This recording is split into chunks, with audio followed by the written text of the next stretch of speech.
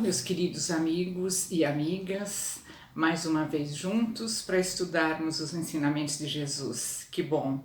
Vamos agradecer por essa oportunidade e pedir sempre o apoio do mais alto para que a nossa exposição seja clara, para que nós consigamos entender todas essas lições e aplicá-las no nosso dia a dia.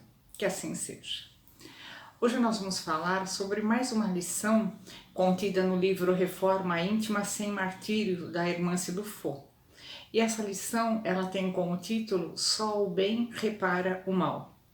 E nós sabemos que o desejo do progresso é o princípio ativo de todas as almas. Todos nós desejamos progredir, todos nós desejamos uma vida melhor, uma condição melhor, não é?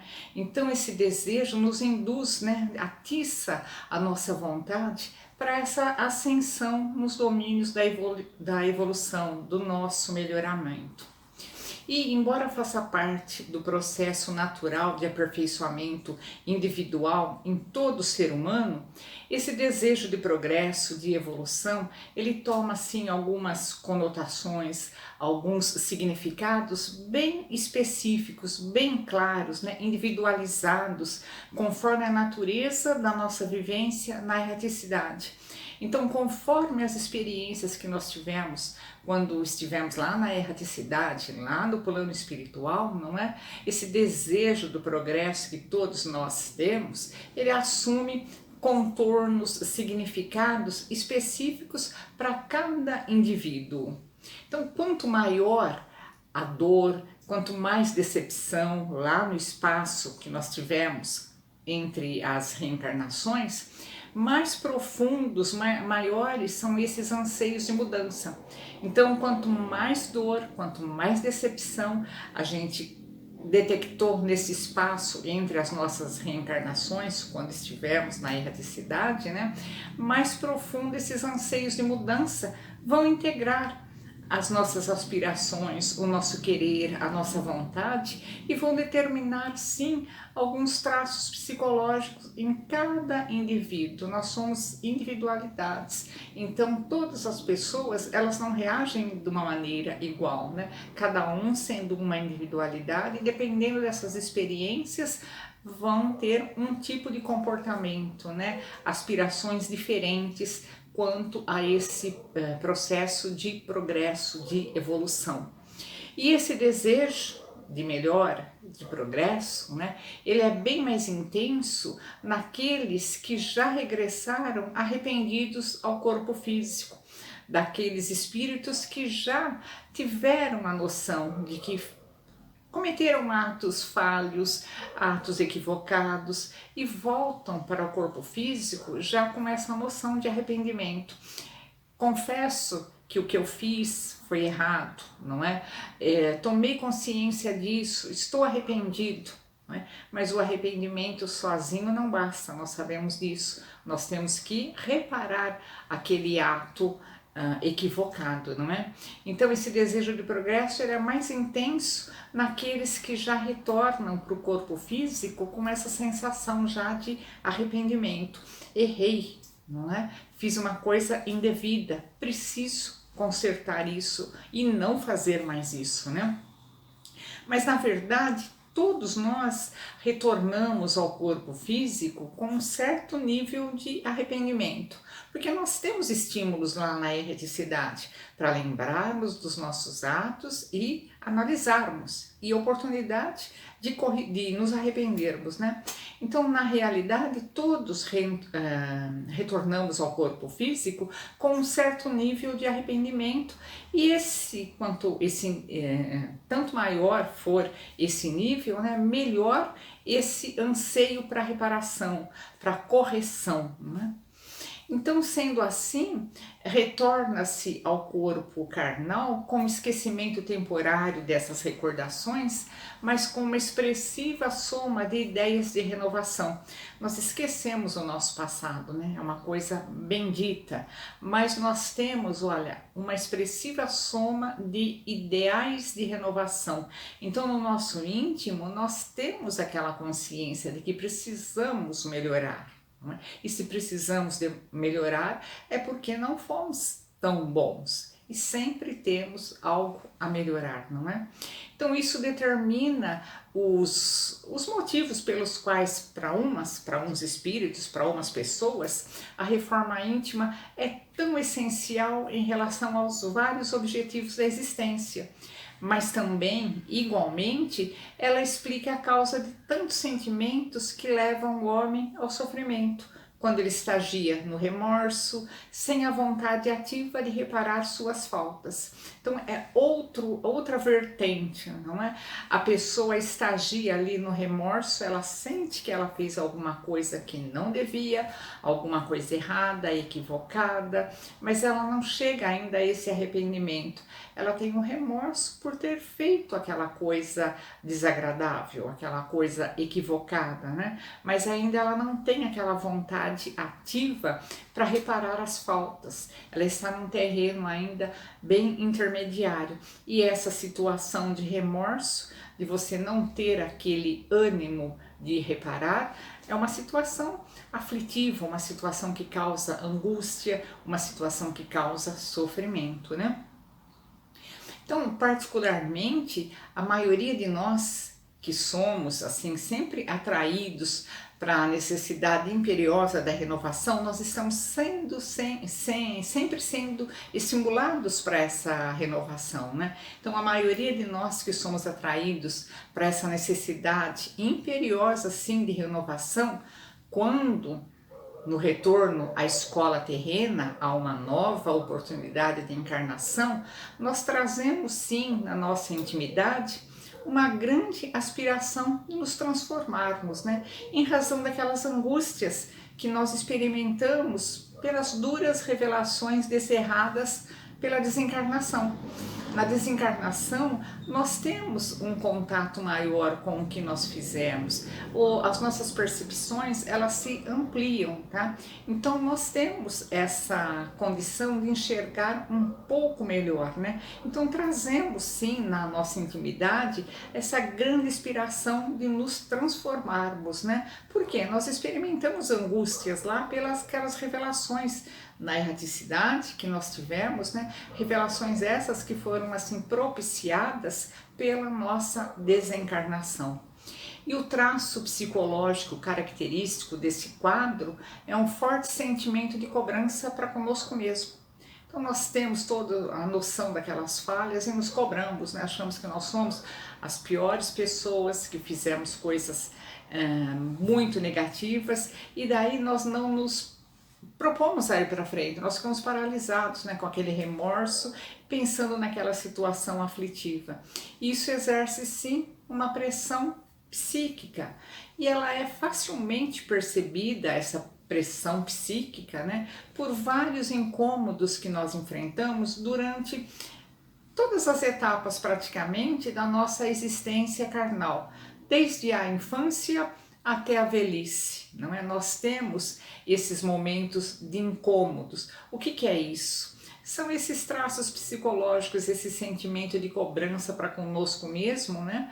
E sempre nos lembrando, olha, você tem que melhorar, olha, pense mais, né? Nós estamos sempre sendo alertados para essa ideia de progresso, para essa ideia de melhoria do nosso comportamento, do nosso sentimento, né? E nesse torvelino de cobranças, nesse emaranhado de cobranças, né, provocados pelo estado de arrependimento, surgem dores emocionais profundas. Imagina uma pessoa muito arrependida do que ela fez e não tendo ainda uma visão clara do que ela pode fazer para reparar tudo aquilo, não é? Então, nesse ambiente, né, nessa situação de cobrança provocada pelo estado de arrependimento, surgem dores emocionais profundas e essas dores são sintomas de almas em crescimento.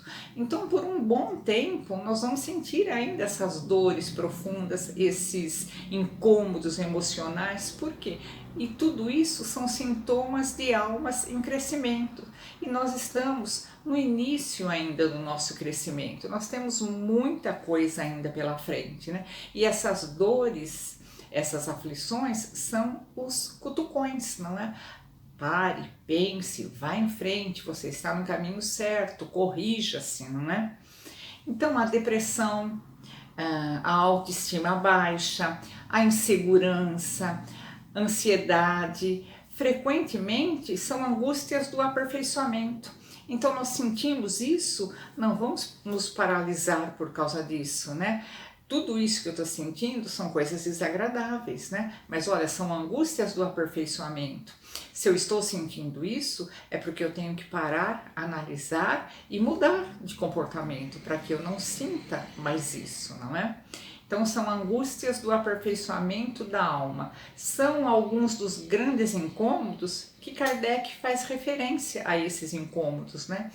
Incômodos. Lá no Evangelho segundo o Espiritismo, no capítulo 27, no item 21, ele nos diz o seguinte, olha, a severidade do castigo, entre aspas, né, é proporcional à gravidade da falta. A duração do castigo para qualquer falta, ela é indeterminada. Ela está subordinada ao arrependimento do culpado e seu retorno ao bem. O arrependimento só não basta, né? Então está condicionada ao arrependimento do culpado e o seu retorno ao bem. A pena dura tanto quanto a obstinação no mal. E seria perpétua essa pena, né? Se a obstinação no mal fosse perpétua, de curta duração se o arrependimento chega logo. Então, se nós nos arrependemos, caiu a nossa ficha, como nós vulgarmente falamos, e nos propomos a mudar, né, esse castigo, entre aspas, essa pena, ela dura menos, não é? E outro efeito psicológico muito frequente é aquela inquietude interior, né, expressada assim em forma de uma contínua preocupação nascida do nada. E nós temos isso, né? Nos preocupamos com coisas que não têm sentido, né? Às vezes nós nos preocupamos com coisas que nunca acontecerão na nossa vida, né? Mas é o efeito psicológico desse sentimento lá de remorso, de arrependimento que nós trazemos ao reencarnar, né? Então essa inquietude interior, né? Essa preocupação do nada, né? São reflexos típicos de reajustamento do espírito, que pouco a pouco ele vai se despindo das suas faltas. E é difícil para nós, né? Nós temos às vezes um conceito arraigado e nos despirmos desse conceito, deixarmos de lado para assumirmos um outro tipo de comportamento. Às vezes nós até achamos que aquela mudança é para melhor, sim, mas nós temos medo da mudança, então nós ficamos lá aonde nós estamos, sabendo que pode ter coisa melhor, mas nós temos essa paralisação, esse medo de tentarmos, não é? Então a cobrança é o estado do incômodo permanente criado pela presença quase contínua desse estado desagradável no campo dessas energias sutis da mente. Nós ficamos só nesse emaranhado, não é? E isso impede o fluxo natural das correntes de saúde, da harmonia, do amor. Nós estamos bloqueando coisas boas, não é?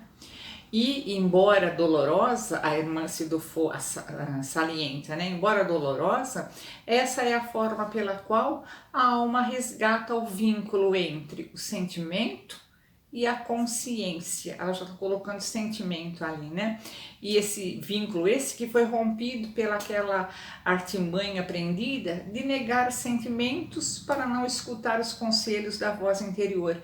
E nós fazemos muito isso, né? Nós negamos às vezes sentimentos porque nós não queremos ouvir aquela voz interior que nos diz, né? Olha, pare, pense, mude, pode ser assim, tem esse plano B, tem essa segunda opção, e nós ficamos cristalizados naquilo que nós já estamos mais acostumados, não é? Então nós nunca enganamos a nossa consciência, isso não existe, né? Porque ela é o tribunal infalível da verdade em nós. A nossa consciência nós não conseguimos enganar, podemos nos iludir outras pessoas, mas a nossa consciência está ali e ela sabe exatamente se aquilo que nós estamos fazendo é correto ou não, não é? E, no entanto, nós desenvolvemos ao longo de milênios, né, a capacidade de negar sentimentos que a consciência está sempre nos enviando, sempre nos alertando, né? E essas mensagens da nossa consciência, podemos ter certeza, são mensagens dirigidas sempre ao bem. E por um motivo ou por outro, nós deixamos de lado e fazemos a coisa ao nosso modo, não é? O coração também, nós podemos falar que ele é o espelho da consciência, e pelo que nós sentimos, nós identificamos os apelos dessa consciência em favor do nosso progresso, não é? E recusando, nós fazemos isso, né? Recusando reiteradamente os conselhos da consciência, nos séculos de rebeldia, né, aos quais nós aí nos dedicamos, nós estabelecemos o que nós podemos chamar assim de cristalização do afeto, um desajuste nos reinos da vida mental que causa inúmeros transtornos. E arrepender-se, a irmã Sidufo salienta, arrepender-se é criar um elo entre o sentimento e a voz de Deus na intimidade. Então o arrependimento, olha que maravilha, ele já cria esse elo entre o nosso sentimento, eu estou arrependida, tomei consciência do que eu fiz, não foi uma coisa boa, prejudiquei alguém, não é? Então, arrependi, tomei consciência, então é o meu sentimento que entrou, é a voz de Deus na minha intimidade, me ajudando, me alertando, me dando oportunidade de ter um novo caminho, né? E somente então esse sentimento, somente um sentimento, será capaz de consolidar esse resgate, esse arrependimento e a reparação, né? E esse sentimento nós sabemos que é o amor, não é? O amor, como diz lá no Evangelho, cobre a multidão dos pecados, não é? Então, o amor é esse sentimento que vai nos resgatar de todas essas situações desagradáveis, de todos esses transtornos que nós temos, não é? Então, sem amor, não existirá transformação para melhor. A base de tudo é esse sentimento ensinado e vivenciado, exemplificado por Jesus. E o auto-amor, o amor a nós mesmos em primeiro lugar, é a base da mudança pessoal. Para que eu mude, eu tenho que me amar, eu tenho que me sentir importante, eu tenho que me sentir valorizado, né? Então, somente amando-nos, nós venceremos a severidade com as nossas imperfeições. Vamos ser críticos? Sim, mas vamos também ter a certeza que para tudo tem uma solução, né? Então, somente nos amando, nós venceremos a severidade com as nossas imperfeições, nós vamos escapar das garras da culpa e do perfeccionismo, né? Somente nos amando, nós permitiremos a alegria com as pequenas vitórias de cada dia. Aquele mínimo que eu consigo tem que ser comemorado, porque se não houvesse aquele primeiro passo pequeno, não haveria o segundo, maior, não é? Então vamos comemorar cada vitória no bem, né, de cada dia, acostumando a valorizar os nossos esforços na aquisição do otimismo, na motivação diária para prosseguir, né? Nós temos dias bons e dias não tão bons, sim, mas a nossa motivação para continuar na batalha, para continuar na luta, ela nunca deve esmaecer, né? Sempre estar mais positivada. Somente amando-nos, nós encontraremos estímulos para caminhar um tanto mais. Vou mais um pouco hoje, vou mais um pouco amanhã, né?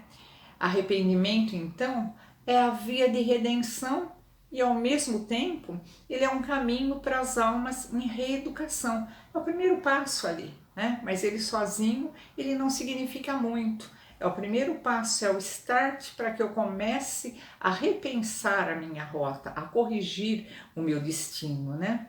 E os arrependidos, eles experimentam uma grande dificuldade na autoaceitação.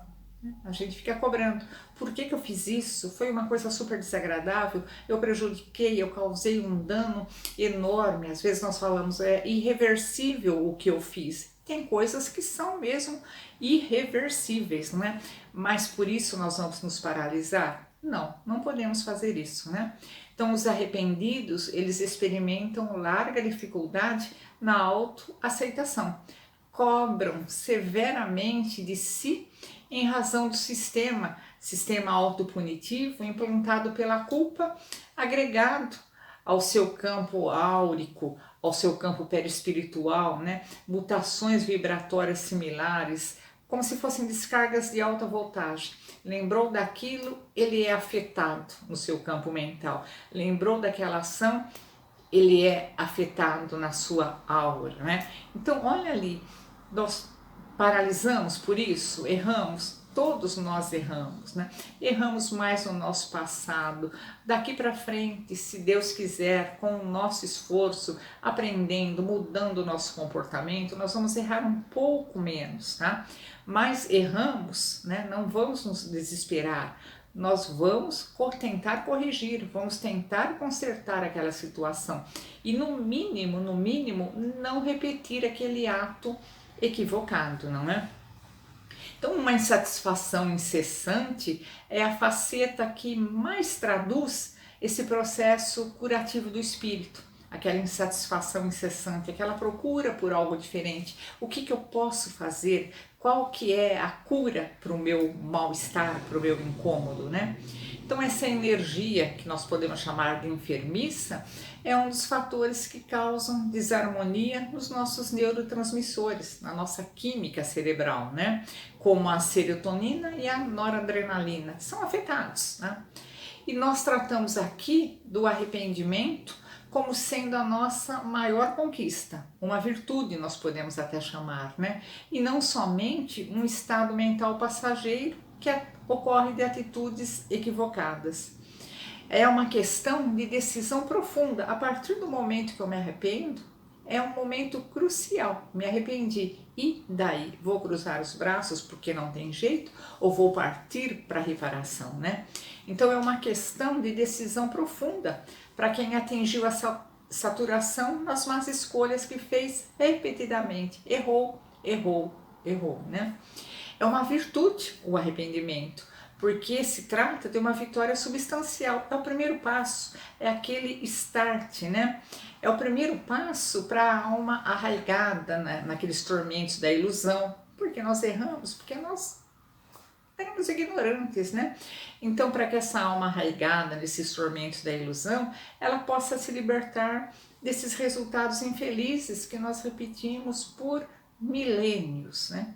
E por essa razão, então, nós costumamos assinalar que para nós, criaturas em linha assim inicial de consciência, nós estamos no começo ainda, né? Linha inicial de consciência e de maturidade, especialmente para nós que abraçamos a causa espírita, a nossa única qualidade é a de almas que nos arrependemos do mal e desejamos ardentemente o bem.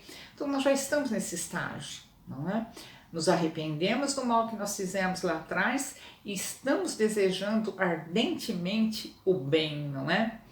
Então nós perguntamos, olha, que qualidade desenvolvemos se não a de cansarmos do mal deliberado? Se simplesmente nos cansarmos de fazer o mal e continuarmos de braços cruzados, não vai resolver muito, não é? Paramos de fazer o mal, mas e daí? Uma outra questão, que condição seria capaz de endossar o retorno à vida corporal, se não o desesperado anseio de recomeçar e refazer ações? Nós pedimos para reencarnar, às vezes até imploramos para que eu possa repetir, retornar, refazer da maneira correta, né? Por que então o encanto ou delírio com traços sublimes que ainda não galgamos, né? Acordemos para a verdade. A irmã Sidofo, nessa lição, ela nos dá assim um chacoalhão, né?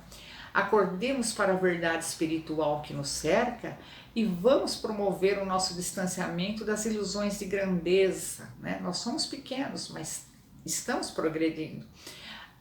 Ilusões essas que têm assim avassalado os conceitos sociais humanos e que não asseguram sossego, não asseguram luz no nosso coração que já está cansado e sofrido por erros atrozes lá de trás, né?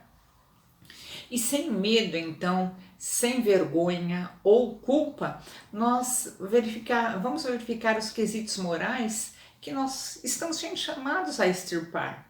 E não vamos nos sentir diminuídos, não vamos nos sentir desvalorizados em razão dessa viagem ao encontro do eu superior, né? Nós estamos caminhando para o melhor. Então, olha, não vamos ter medo do que nós já fizemos, não vamos ter vergonha, não vamos sentir culpa. Vamos reconhecer que erramos, sim, estudar aquele erro, mas partindo para a solução, para coisas melhores, né? E como nos explica Kardec, né? Kardec diz o seguinte, olha, desde que o culpado clame por misericórdia, Deus o ouve e lhe concede a esperança. Mas não basta o simples pesar do mal causado. Não, é necessária a reparação. O arrependimento, conhecia a causa, né? É necessária a reparação, pelo que o culpado se vê submetido a novas provas em que ele pode, sempre por sua livre vontade, praticar o bem, reparando o mal que haja feito, né? Por sua livre vontade. Praticar o mal, praticar o bem, desculpem, reparando o mal que ele haja feito lá atrás, né? E aqui nós chegamos, sim, a um ponto, o clímax da nossa reflexão desse estudo, né? Somente aprender não basta, é preciso realizar obras, não é? Somente estagiar no desejo de melhora não é suficiente para o equilíbrio, não. Posso ter um desejo ardente de melhora, mas se eu fico estagiando só no desejo, nada. É imperioso agir na construção do bem, trabalhar, obra, não é? A reforma efetiva de nós mesmos depende do trabalho e depende de obras, coisas concretas, não é? Evitar o mal é a parcela inicial de um processo renovador. Não fazer mais o mal, evitar o mal é o começo, mas aí a fazer o bem também tem uma outra estrada, né? Fazer o bem é a etapa que vem a seguir, pela construção do bem em nós mesmos primeiro, né? Então, só o bem construído em ações, ele pode ser sentido pelo coração e somente sob a tutela das suas ondas renovadoras, a prática desse bem, né? A alma, em ambos os planos existenciais, tanto aqui na Terra quanto no plano espiritual, ela poderá moldar valores com mais intensidade no íntimo de si mesmo, né? Então nós vemos assim o valor incomparável daquelas atividades doutrinárias de amor nos serviços sociais, nas práticas da espiritualização da doutrina espírita. Então nós temos que participar. Isso vai desenvolver em nós a caridade e o amor, né? Atividades nas práticas doutrinárias de amor, serviços sociais, né? Espiritualização. Então, no campo fértil dos estímulos de elevação, seja pelo estudo ou pela caridade sentida, praticada, o homem se ilumina e ele arregimenta forças sutis que vão impulsioná-lo a mudanças profundas na sua vida interior, né?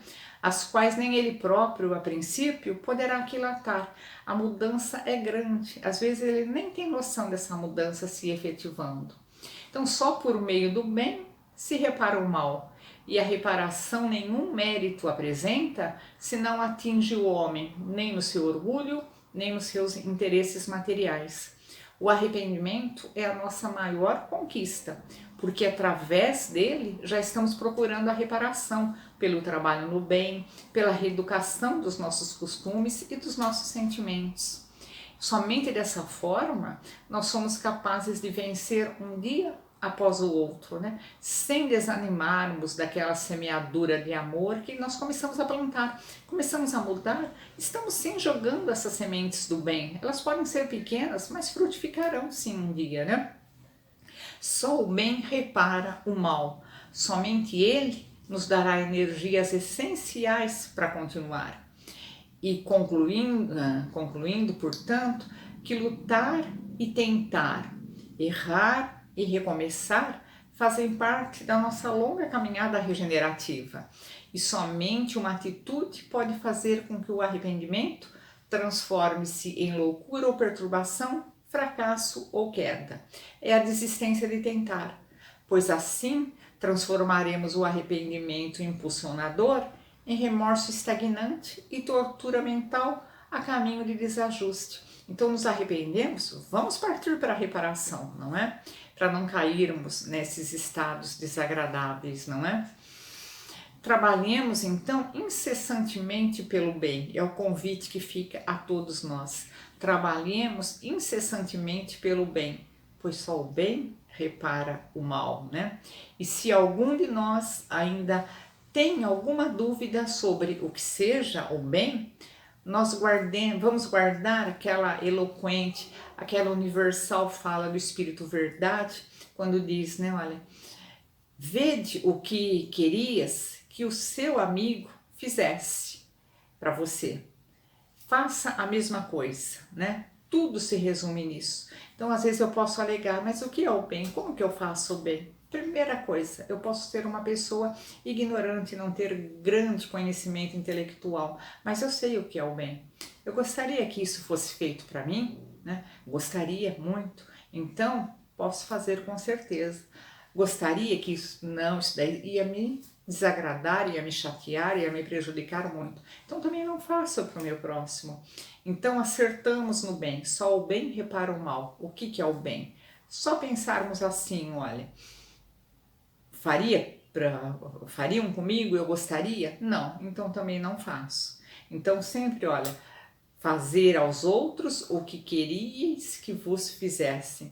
Tudo se resume nisso. Não vamos nos enganar, portanto. Obrigada pela atenção e que Jesus nos abençoe. Olá, amigos. Mais uma vez juntos, nós vamos buscar pontos de reflexões dentro dos evangelhos, dentro da nossa doutrina espírita. E vamos agradecer a Deus por mais essa oportunidade de estarmos juntos, né? É onde as palestras que nós ouvimos são importantíssimas para as nossas reflexões. O nosso assunto hoje é a fé, a esperança e a caridade. São 3 itens primordiais para o nosso crescimento, para o nosso desenvolvimento material e principalmente espiritual. Então, vamos falar da fé não de uma maneira teórica, de uma maneira literária, mas vamos buscar falar sobre a fé de uma forma bem direta, bem prática no nosso dia a dia, porque precisamos, nos dias tão difíceis que estamos vivendo, que essa fé esteja em nós intrínseca, essa fé esteja em nós selada no nosso íntimo, nos nossos pensamentos, nas nossas atitudes, porque o cristão vive pela fé. Quando se fala que o cristão vive pela fé, não é na prática dogmática ou na aparência exterior, não. O cristão vive pela fé, onde as dificuldades que surgem, ele tem que buscar dentro de si, dentro da sua capacidade interior, a fé, independente de religião. O ser humano, ele tem que entender o quê? Que numa imensidão, numa estrutura tão gigantesca, tão infinita, feita pelo Criador, nós fazemos parte de tudo isso. Então nós somos algo de grande valia. Devemos refletir sobre isso e ter fé, uma fé inabalável de que, se fazemos parte dessa estrutura cósmica, dessa estrutura de planeta, de seres, essa movimentação reencarnatória, toda essa transição planetária que estamos vivendo, tudo isso que está acontecendo, nós fazemos parte disso aí. E somos chamados filhos de Deus. Em outra parte diz assim, sois deuses. Por que sois deuses? Mas a primeira coisa que me vem em mente que sois deuses, eu tenho capacidade de curar alguém, eu tenho capacidade nisso. Não. Por que sois deuses? Porque nós somos representantes do Pai. Quando eu digo que somos deuses, é porque precisa exteriorizar em nós a bondade de Deus, a luz divina em nós. Não no aspecto de ter poder para curar, poder para milagre, não. Onde a variante carnal vai para isso, não. Vamos pensar dentro da estrutura da necessidade espiritual. Sois deuses, somos. Somos seres que estamos aqui, com a nossa centelha divina, com a nossa imagem e semelhança de Deus, que não é uma imagem corpórea, mas é uma imagem espiritual. Estamos aqui para quê? Para refletir o bem. Então, nisso somos chamados de deuses, capacitados, né? Agora, se queremos ou não atuar dentro dessa possibilidade, depende de nós. Mas somos capacitados como os filhos de Deus, em que, havendo oportunidades, possamos refletir a fé que há em nós, a luz e tudo que nós temos de esperança. E se temos fé e se nós olhamos toda essa estrutura galáctica, toda essa imensidão, essa criação, essa possibilidade de estarmos aqui nesse momento, vivos, sentindo essa presença de Deus, sentindo o pulsar do nosso coração, a nossa respiração, enfim, se estamos aqui nesse momento, nós temos que crer, ter fé que fazemos parte dessa estrutura. E por maneira nenhuma nós devemos perder a esperança da vida. A esperança, a fé e a esperança no futuro, é isso que nos coloca. Ter sempre a certeza de que estamos caminhando para algo maior do que nós, algo maior que os nossos pensamentos, algo maior que as nossas possibilidades, algo maior do que nós enxergamos, porque a nossa visão material, a nossa visão intelectual, vamos dizer assim, por mais que tenhamos uma formação universitária, enfim, capacidade em estudo, em aprimoramento, nós temos uma visão limitada. Então, nós dependemos dessa fé. Nós temos fé em nós, sim. Nós acreditamos na nossa capacidade, sim. Eu vou me inscrever em tal concurso e eu vou passar. Quer dizer, eu estou depositando a minha fé em alguém ou estou depositando a minha fé na capacidade de eu estudar, de eu buscar um aprimoramento. Logicamente que depois de me esforçar, depois de estudar, depois de procurar o melhor para aquele concurso, para aquele aprimoramento, ou aquela admissão naquela empresa através de provas, enfim, de entrevistas, eu creio que eu tenho capacidade porque o meu currículo está aqui e eu vou fazer o melhor. Logicamente, se eu orar a Deus e pedir para que Deus, num determinado momento, possa me ajudar, possa me dar naquele momento paz, tranquilidade, entendimento, que tudo que eu estudei possa refletir na minha mente e eu possa resolver as questões, eu posso fazer isso? Eu posso fazer isso. Então, eu vou trabalhar com as duas fés. A fé da minha capacidade e a fé de que eu tenho algo maior do que eu para buscar. Não é? Aonde a tua mão não alcança, a minha alcançará por ti. Então é um desejo de fé no meu íntimo. E diz assim: a fé robusta confere a perseverança e energia e os recursos necessários para a vitória sobre os obstáculos, tanto nas pequenas quanto nas grandes coisas. Não é? Se eu tenho confiança, se eu tenho fé, hoje eu estou passando uma grande tribulação. Parece que o meu dia não acaba. Mas eu tenho fé que amanhã vai ser melhor. E dentro dessa minha fé, olha que diz aqui, a fé vacilante produz incerteza e hesitação, de que se aproveitem os adversários que devemos combater. Ela nem sequer procura os meios de vencer, porque não crê na possibilidade da vitória. Quem são os nossos adversários? O desânimo, a descrença, os obsessores que entram, querendo nos colocar menos, querendo tirar de nós a mensagem que nos foi dada de filho de Deus, né? A capacidade, a certidão de que somos filhos de Deus. que estamos como uma folha na ventania, um papelzinho jogado na ventania. Não, somos filhos de Deus. Temos que esperar, não hesitar na nossa fé, não é? Às vezes nós nos sentimos, diante das provas, nós nos sentimos assim, buscando a nossa consciência, nós nos sentimos acusados em determinado ponto, em determinada ocasião. Muito bem, não é? Puxa vida, eu fiz tal coisa, acho que é por isso que eu estou passando essa dificuldade. Mas eu vou buscar aonde no meu coração? A esperança de que eu sendo falho, eu sendo pequeno, eu possa entender que dentro do meu arrependimento, algo possa ser feito ao meu favor. Não é? Então eu preciso enxergar. E tendo essa fé, que trabalhando ao meu favor está a espiritualidade maior, não que eu seja melhor, não que eu tenha merecimento, mas dentro do meu merecimento, a misericórdia de Deus é muito maior. O amor de Jesus sobre nós é muito maior. Então, irmãos, não vamos perder a nossa esperança. Fé, esperança e caridade.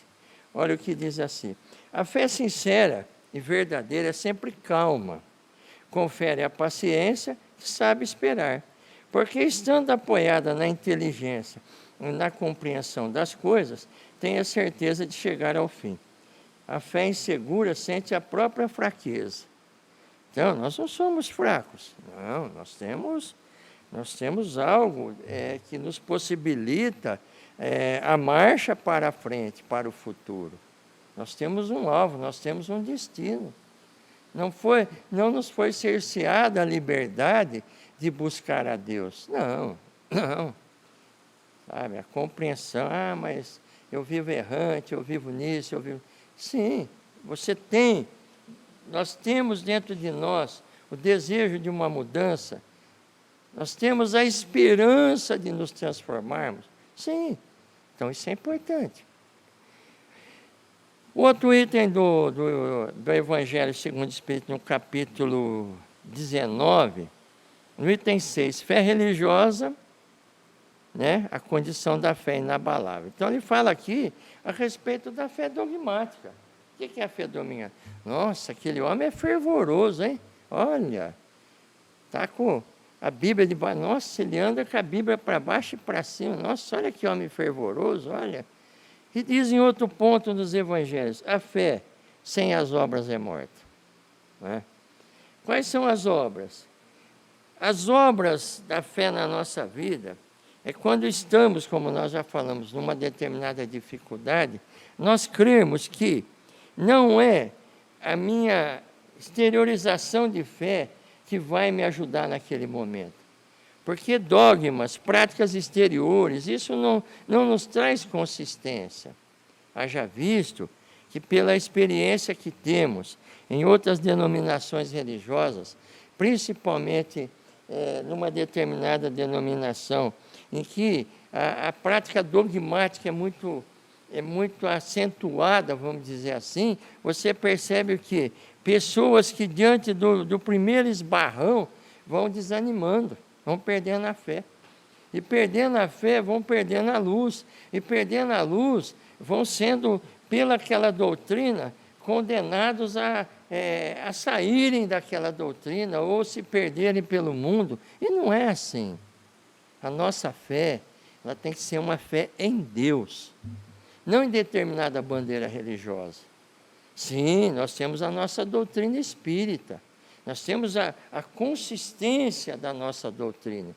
Em nenhum momento Kardec deixa de mencionar a fé raciocinada.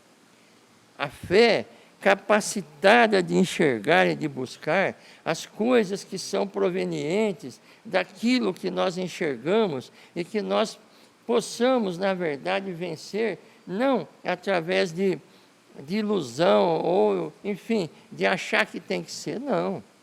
Nós vamos esperando. De nenhuma maneira nós ficamos sem socorro. Né? Aí diz uma outra parte a respeito da oração, que o rapaz estava no deserto e de repente ele ora a Deus para não morrer de sede. Duas circunstâncias. Ele espera o anjo trazer um cantil de água para ele, não é? Fica lá esperando no deserto. A fé dele, ele acha que ele tem que esperar o anjo com o cantil de água geladinha. Ou ele é intuído a tomar o caminho à esquerda, andar mais um pouco e achar um oásis. E ele é intuído, ele vai e acha o oásis e toma a sua água e saciando a sua sede, ele é liberto, ele vive, quer dizer, ele está sendo socorrido, não é? Então é assim que nós precisamos enxergar, uma fé raciocinada. E Deus age nos homens através dos homens, viu? Não devemos desprezar ninguém. Às vezes aquela pessoa que você menos espera é aquele que vem estender a mão. Ou aquele que você espera tudo é aquele que de repente naquele momento ele não enxerga a sua necessidade. E você se revolta. Mas eu esperava isso dele. Mas não é. É que o socorro não tem que vir daquela pessoa. Você sabe por quê? Porque nós não temos que dividir a glória de Deus com pessoas. Sim, temos que ser gratos. Não é? Porque quando Deus faz um movimento na nossa vida, é para que nós não venhamos ficar devedores a alguém. Gratidão, sim. Estamos entendendo o raciocínio? Gratidão, sim. Temos que ter.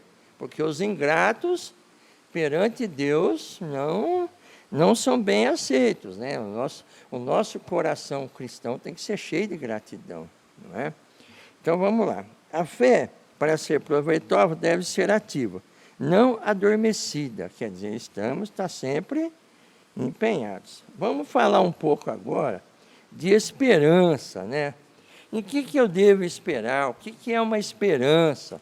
Então nós vamos buscar na carta de Paulo aos Romanos, no capítulo 8, no verso 23, porque diz assim: e não só ela, mas nós mesmos que temos as primícias do Espírito, também gememos em nós mesmos, esperando a adoção, a saber, a redenção do nosso corpo.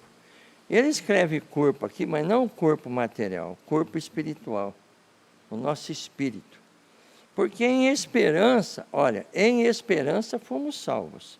Ora, a esperança que se vê não é esperança, porque o que alguém vê, como esperará? Se você está vendo, se eu estou vendo que aquilo vai, então não é esperança. Então aqui ele está dizendo o quê?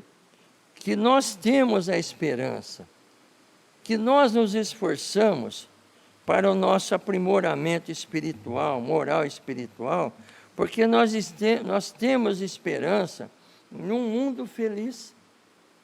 Nós temos esperança em algo melhor na nossa vida. Quando eu trabalho, quando eu estudo, quando eu procuro me aprimorar numa determinada profissão, eu tenho esperança do quê? Que eu vou ter um bom trabalho, que eu vou ter condição de dar uma boa vida para os meus filhos, dar uma boa estrutura, uma boa segurança, não é assim? Então eu tenho uma esperança. Espiritualmente é a mesma coisa. Irmãos, não devemos nunca perder a esperança. Nunca. Como nós já dissemos, fazemos parte de uma grande estrutura, né? E somos reconhecidos como filhos de Deus. O Senhor nos conhece pelo nome. Ele conhece os nossos sentimentos. Olha, a fé humana ou divina, segundo a aplicação que o homem der às suas faculdades, em relação às necessidades terrenas ou às suas aspirações celestes futuras. O homem deve sempre perseverar naquilo que espera. Está vendo? E diz assim, ó: mas se esperamos o que não vemos, com paciência esperamos.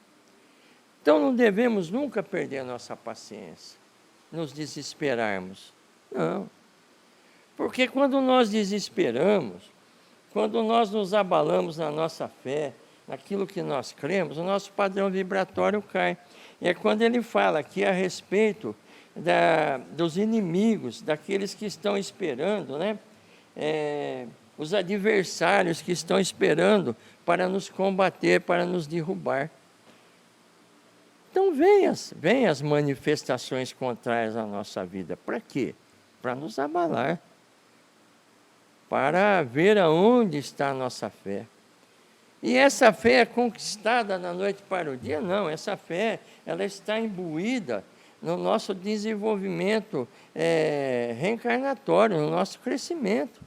Então nós passamos por encarnações, caímos, levantamos, aprendemos. Por isso, irmãos, que nós nunca devemos, ao passar uma prova, ao término dessa prova, não ficarmos presos na queda.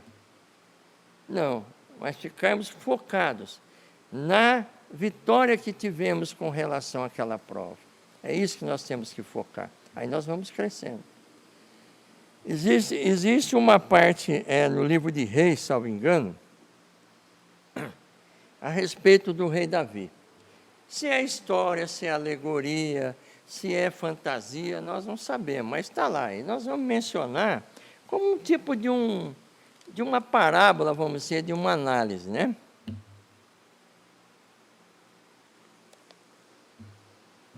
O rei Davi, ainda não rei, né? Mocinho, ele, 14, 15 anos, bem menino, ele cuidava do rebanho de ovelhas do seu pai. Em dado momento, o urso quis atacar as ovelhas. E ele foi revestido de uma força e ele lutou com esse urso e venceu. Está lá no livro de Reis. Passado um tempo, também apareceu ali um leão. E ele lutou com aquele leão e fala ali que ele abriu as entranhas do leão e venceu esse leão. Já adulto, já moço, já assim, jovem, né, com seus 20 e poucos anos, o povo de Israel estava sendo afrontado por um gigante, por um filisteu. E ele afrontava o povo, ele ria, ele escarnecia do povo, enfim. E os irmãos de Davi estavam nessa guerra, nessa peleja contra esses filisteus. E o pai de Davi, salvo engano Jessé, pediu que ele levasse o lanche para os irmãos. Vai lá e leva esse lanche, essa comida para os seus irmãos, né, que estão lá. E Davi, quando chegou, viu aquele gigante afrontando, né, o povo de Israel, tido como o povo de Deus, o povo eleito, o menino se comoveu. Ele falou, peraí, mas como é que pode afrontar o povo aqui, né, assim, né? E aquela luta não era tanto pelo gigante em si ali, era uma luta de opressão, de humilhação. Os irmãos prestem atenção. E ele se comoveu, houve um movimento por dentro dele, ele pensou assim, bom, eu venci o urso, eu venci o leão, eu vou vencer esse gigante. Ele foi lá e se prontificou em lutar. Primeiro que o rei Saul, se não me engano, ofereceu a sua filha como esposa, enfim, ele falou, não, isso aí não, uma túnica. Aí revestiram o menino lá com as armaduras e falou, não quero nada disso, não, eu vou na fé. Aí ele pegou 5 pedrinhas, 5 seixos no ribeiro, preparou sua funda, o seu estilingue, né?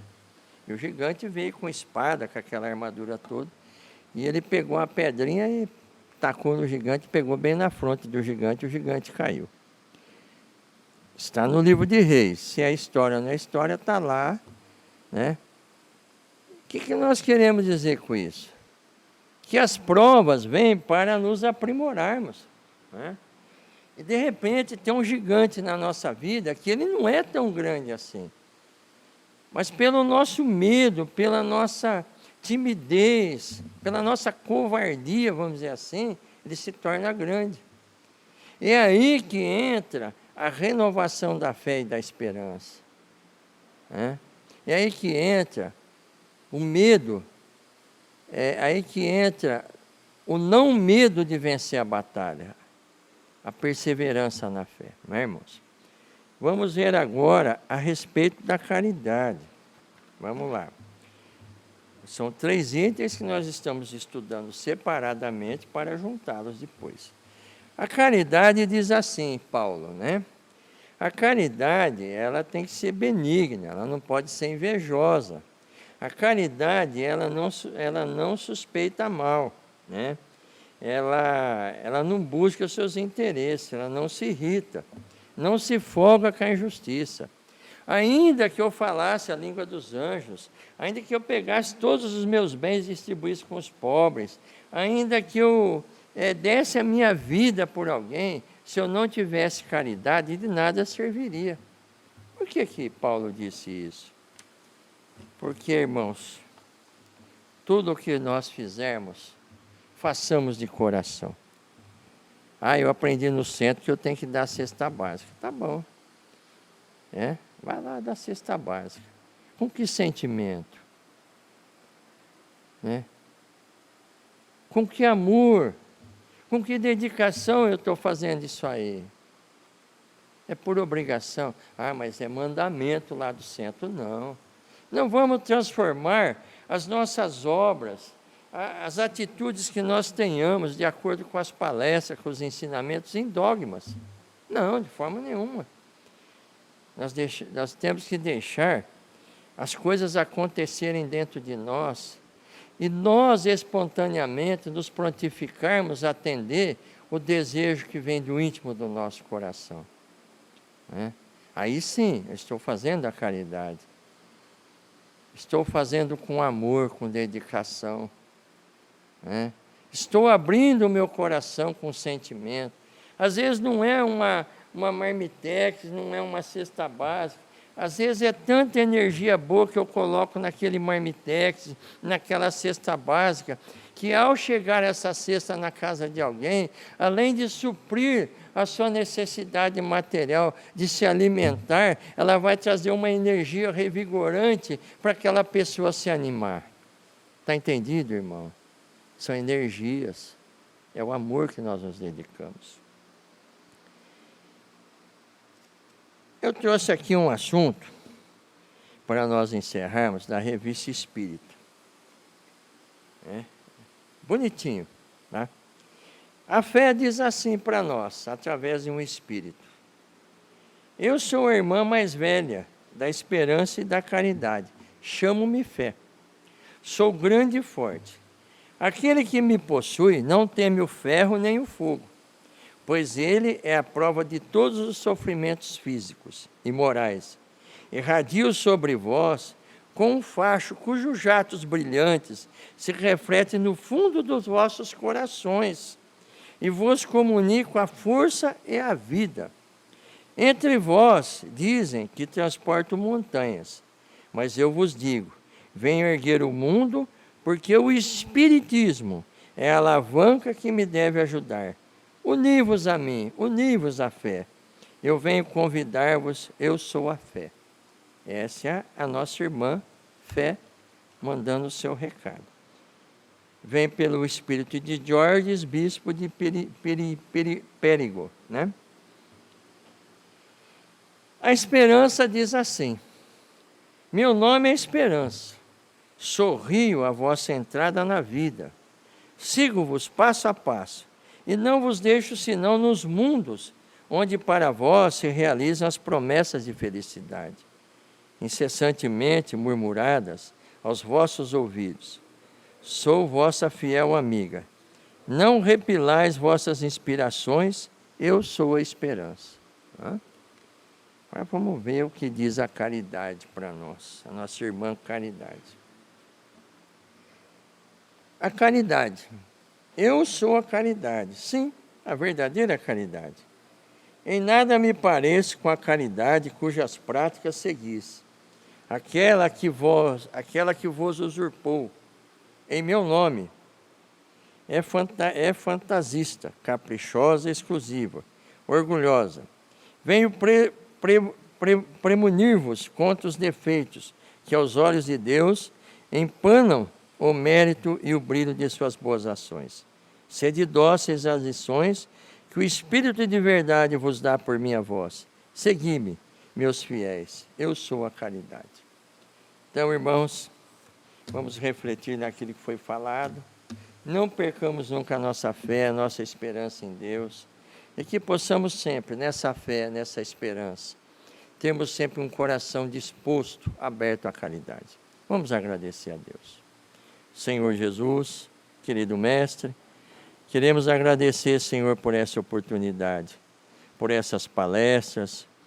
Senhor, permita que venham nos trazer benefício da reflexão, da luz, e que cada dia, Senhor, possamos nos aprimorar.